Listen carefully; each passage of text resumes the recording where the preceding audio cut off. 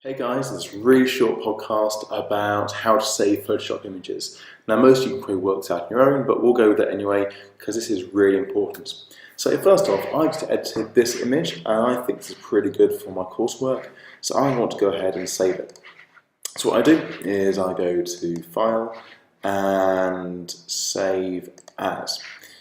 And the first thing you get is this very complex screen. By the way, this is the Mac version. The Windows version is almost identical. If you can do it on this, you can do it on Windows. And you can do a drop down and you can see a whole load of formats. There's loads of different ones you can choose from. You know what, to a degree it doesn't make a difference. Now JPEG is absolutely fine, man. You look at your digital camera, the images coming out of them are almost always JPEG. PNG, tend to be better. EPS, really good. So you can choose what you like, but you know what? I'm going to go for JPEG because that's just an easy, good one. So I'm going to choose where it's going to go. In my case, desktop, and save. Now here we have the chance to actually reduce file size. So you might have a 20 meg file here, and you can go, actually 20 meg is too much. I'm going to take it down to whatever. In this case, I'm going to take the slide down to under 100k.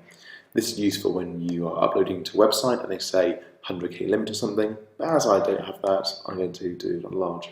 Another way of doing it is typing in the number quality up to 12, or choosing low, medium, maximum.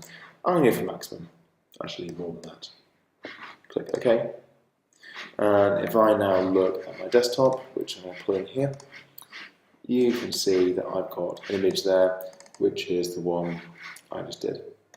So you can do the same again. It can be GIF or PNG or anything else. Another way of doing it could be File, Save for Web. This is particularly good if you're saving it for a website or something. Similar thing, drop down, you have a smaller range of options. Now, right now it doesn't make too much difference. PNG is better, but hey, JPEG is okay too. And you know, let's use PNG. I'm going to just go, when it's finished working itself out, I'm going to save it there. Similar kind of thing comes up to desktop. I'm going to call it Fashion Image 2. Save. And okay, now say I wanted just the woman. Now, if you follow the other tutorial, you'll see that I cut this woman out as part of the layering.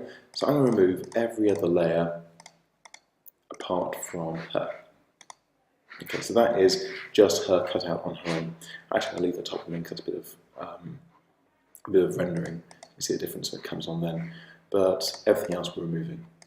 Right, so we want just her. So again, File. Let's go for Save for Web again. Now PNG, you see this checkerboard? That is your transparency, so we'll get just her transparent. If I choose JPEG, you get white, which means we're going to get, we zoom out here, we're going to get a solid white background, which is very nice.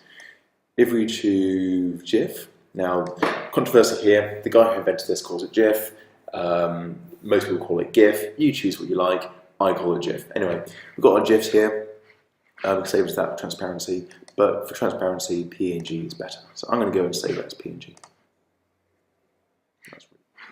So here on the desktop we can see 3 files. That's the JPEG, which I had before. We'll reopen that, you can see. And let's have a look at the PNG. There we are.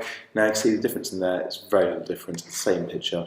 So I usually use JPEG, but there's no difference. And here's the final one. And you can see it's grey, which is transparent. There's nothing there. So I can now drop this into other Photoshop files, and I can have things behind it because that's a transparent background image. So I hope this has been useful to you. Thanks a lot and see you around.